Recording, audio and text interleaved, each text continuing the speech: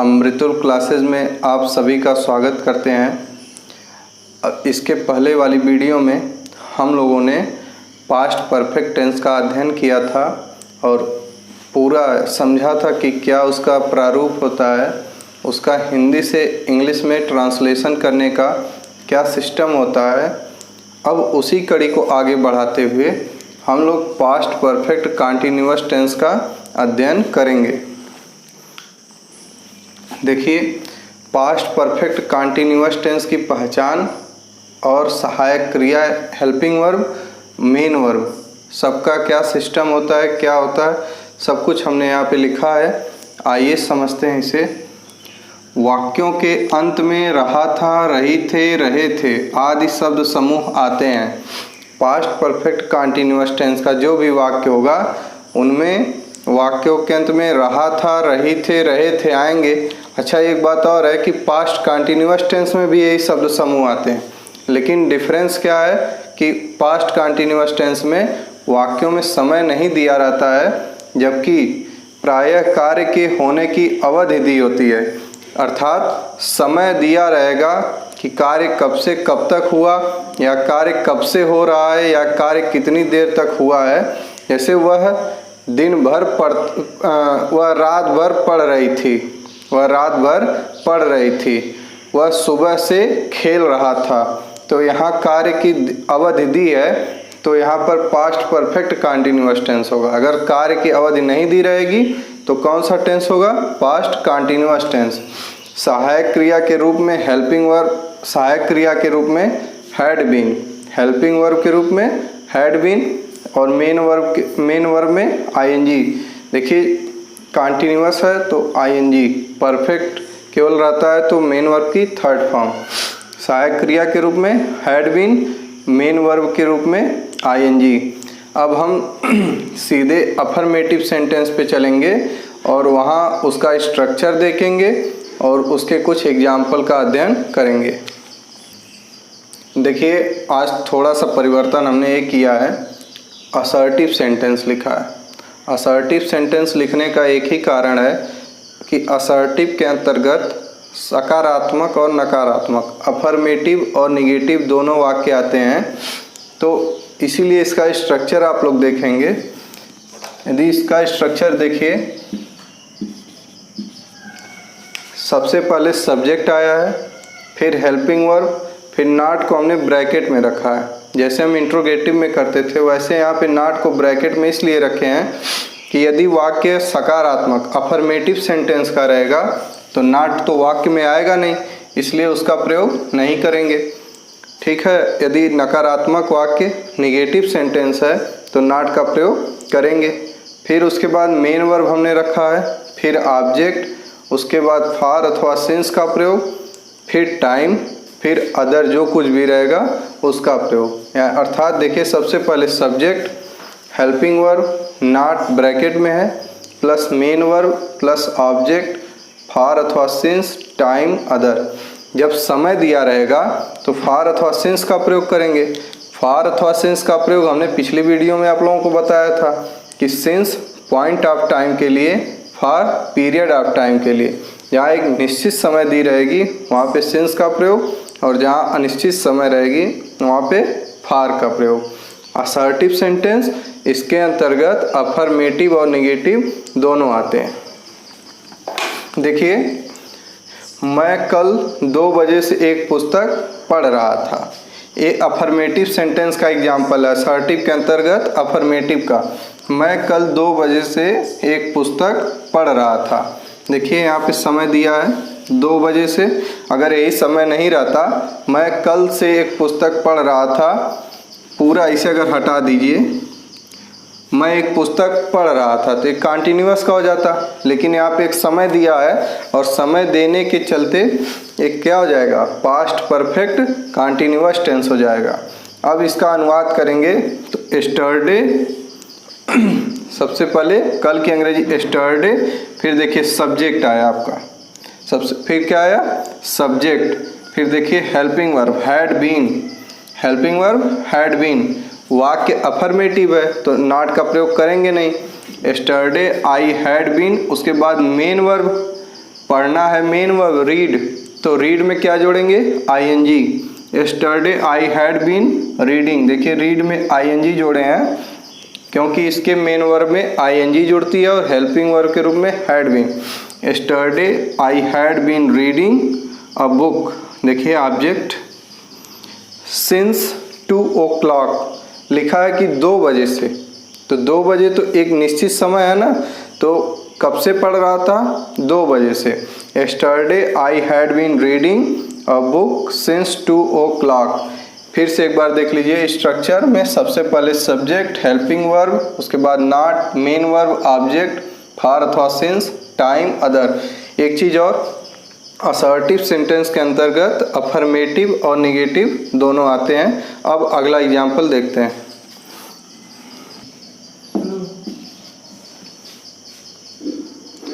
ये लड़कियां बहुत देर से गीत नहीं गा रही थी। ये लड़कियां बहुत देर से गीत नहीं गा रही थी। असर्टिव सेंटेंस के अंतर्गत निगेटिव सेंटेंस भी आएगा।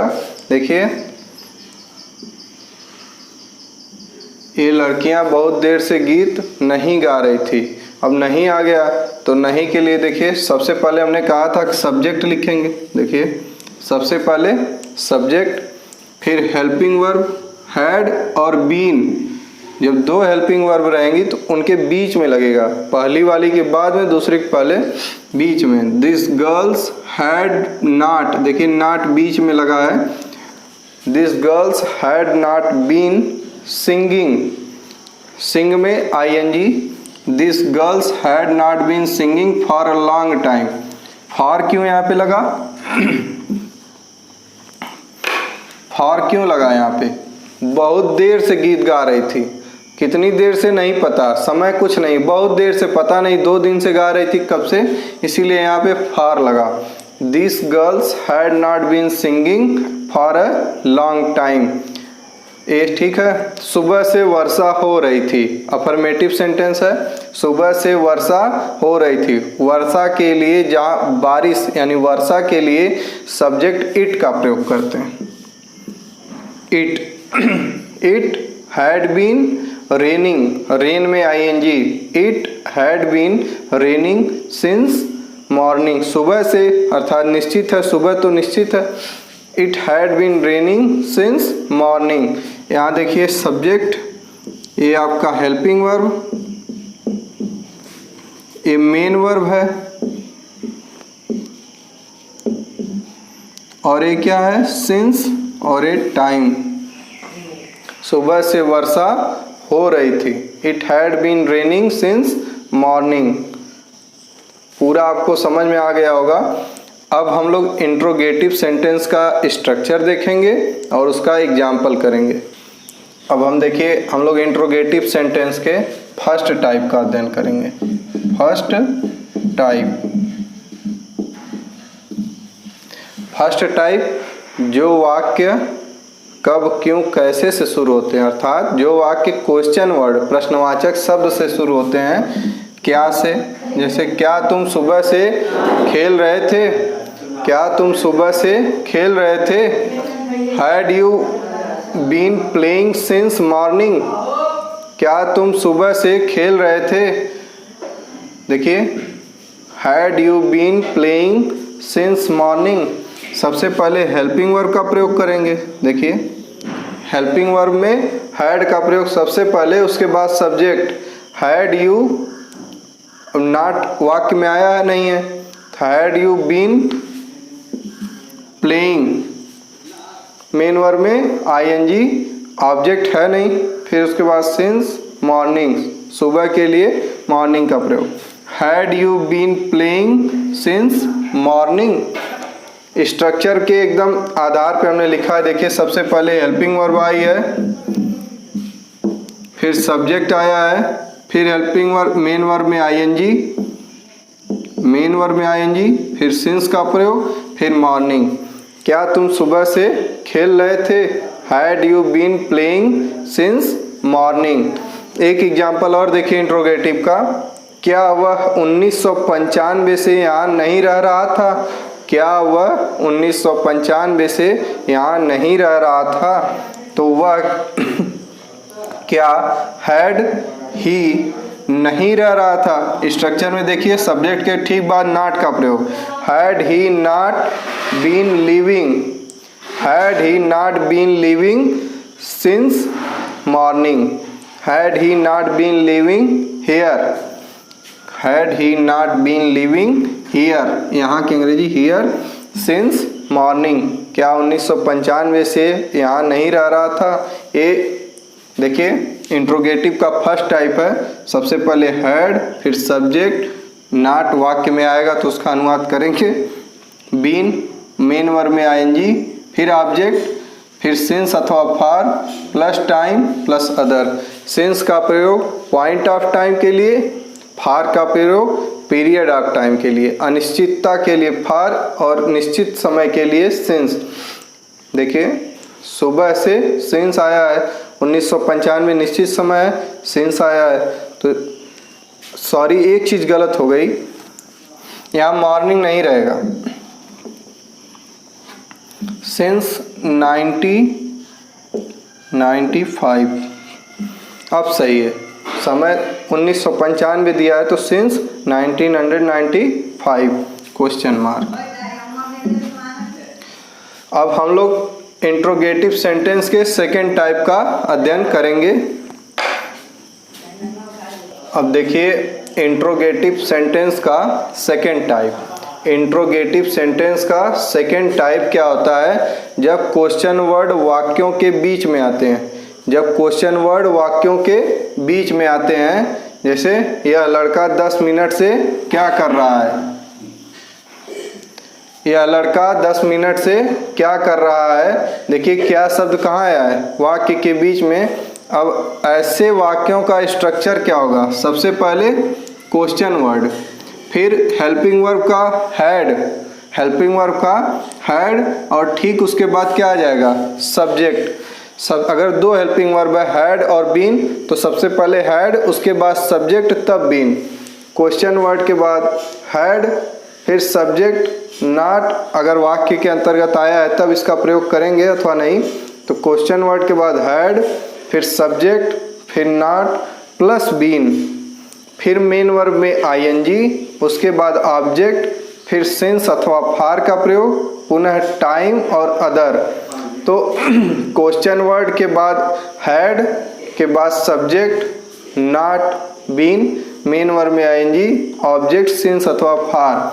ये है आपका पूरा क्या स्ट्रक्चर सेकेंड टाइप का।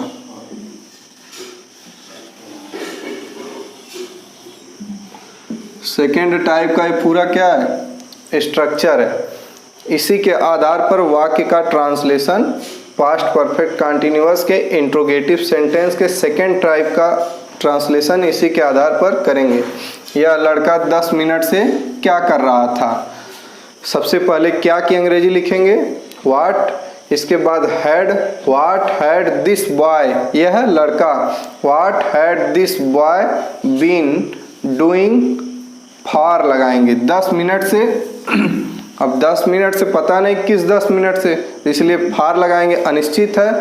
What had this boy been doing for 10 minutes. अब देखिए 2-3 एग्जाम्पल और करते हैं तब चीज़ें क्लियर हो जाएंगी। तुम्हें आधे घंटे से कौन पढ़ा रहा था। देखिए क्वेश्चन वर्ड बीच में आया है, तुम्हें आधे घंटे से कौन पढ़ा रहा था। क्वेश्चन वर्ड कहाँ आया है, वाक्य के बीच में आया है। तो सबसे पहले इसकी इंग्लिश, क्वेश्चन वर्ड की सबसे पहले इंग्लिश लिखेंगे स्ट्रक्चर के आधार पे, हु, फिर क्या लिखेंगे हैड, फिर क्या लिखेंगे सब्जेक्ट। अब सब्जेक्ट यहाँ पे हु को मान ले, यहाँ पर हु एक तरह से सब्जेक्ट है, इसीलिए हु हैड बीन पूरा लिख लिए। इसके बाद मेन वर्ब टीच में ING, who had been teaching you, you क्या है ऑब्जेक्ट है, यू यहाँ पे क्या है ऑब्जेक्ट है। अब देखिए आधे घंटे से अनिश्चित समय है, इसीलिए फॉर का प्रयोग, और आधा घंटा की अंग्रेजी होती है half an hour, half an hour, 1 घंटा का आधा, क्या हो जाएगा आधा घंटा, half an hour. Who had been teaching you for half an hour, ये इसका अनुवाद है। पूरा स्ट्रक्चर के आधार पर ट्रांसलेशन हम लोग करना सीख रहे हैं। अब एग्जाम्पल अगला एग्जाम्पल देखते हैं। ये देखिए 2 एग्जाम्पल और। तुम सुबह से फुटबॉल क्यों नहीं खेल रहे थे? तुम सुबह से फुटबॉल क्यों नहीं खेल रहे थे? क्वेश्चन वर्ड वाक्यों के कहाँ आया है? बीच में आया है, तो सेकेंड टाइप का होगा। तो सबसे पहले क्यों की अंग्रेजी लिखेंगे वाई। सबसे पहले क्यों की अंग्रेजी वाई, फिर क्या लिखेंगे? हेल्पिंग वर्ब का हैड, हेल्पिंग वर्ब का हैड, उसके बाद सब्जेक्ट, फिर नॉट, वाक्यों में नहीं आया, वाक्य में वाई हैड यू नॉट। आप स्ट्रक्चर देखिए जो आप लिखे हैं कॉपी पे, why had you not been. फिर प्लेइंग, प्ले में I N G, why had you not been playing football. Object आ गया, मेन वर्ब के बाद क्या आएगी? ऑब्जेक्ट आ गया। सुबह से, सुबह होता है निश्चित समय, इसीलिए यहाँ पे क्या लगा है? सिंस, और उसके बाद morning. Why had you not been playing football since morning. ये अगला एग्जाम्पल, वे आगरा में कब से रह रहे थे? वे आगरा में कब से रह रहे थे। यहाँ न सिंस का प्रयोग होगा ना फार का प्रयोग होगा, यहाँ पर रह रहे थे।